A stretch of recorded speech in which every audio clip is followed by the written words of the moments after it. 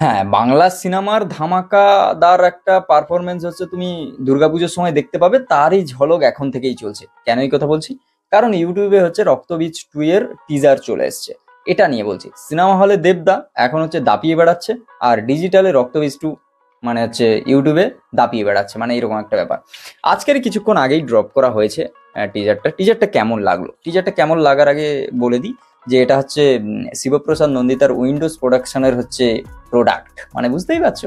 আবার রক্তবীজ যে যারা হচ্ছে আগের বছর পুজোতে দেখেছে, মানে হচ্ছে ম্যাসিভ হিট ছিল মুভিটা, আর রক্তবীজ 2 এর জন্য তো সবাই অপেক্ষায় আছে, যারা যারা বিশেষ করে দেখেছে।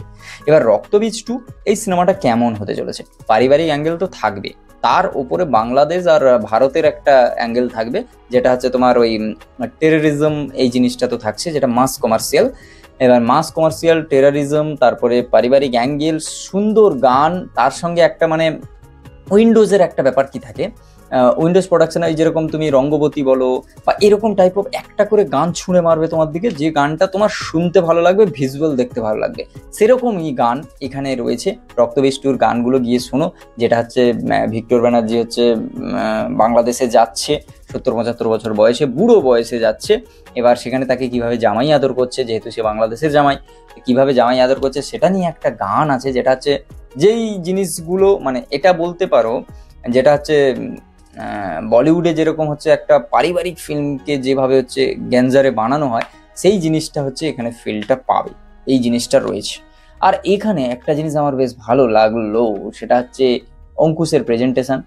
এই সিনেমা থেকে অঙ্কুশ একটা ভালো মানে মানে কি বলা যায়, ব্যাক করতে পারবে, এটা কাম ব্যাক করতে পারবে, এটা বোঝা যায়।